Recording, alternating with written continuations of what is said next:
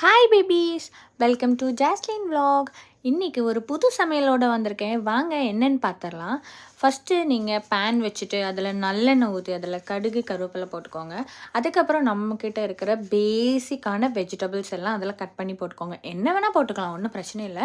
அது கூட கொஞ்சம் ஜிஞ்சர் கார்லிக்கும் போட்டுக்கோங்க. அதுக்கப்புறமா உங்களுக்கு தேவைன்னா மட்டும் தக்காளி போட்டுக்கிட்டால் போதும். தக்காளி ஒரு சின்ன ஸ்வீட்னஸ் கொடுக்கும், ஸோ அதனால். பட் உருளைக்கிழங்குக்கு பொதுவாக யாரும் தக்காளி யூஸ் பண்ணுறதில்ல, பட் நான் யூஸ் பண்ணிட்டேன். ஏன்னா நான் இருந்ததெல்லாம் அதில் தூக்கி வெட்டி போட்டுட்டேன்.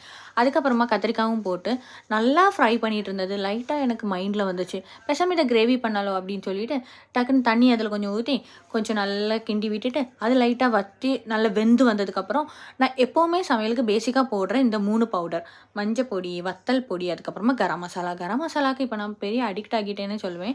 ஈவன் ரசத்துக்கு கூட நான் இப்போ கரம் மசாலா போட்டிருப்பேன். எனக்கு அந்த ஃப்ளேவர் எனக்கு ரொம்ப பிடிச்சிருக்கு.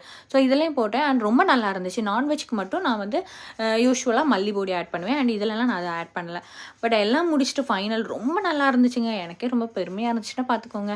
And tata bye bye, see you next வீடியோவில் பார்க்கலாம். பாய்.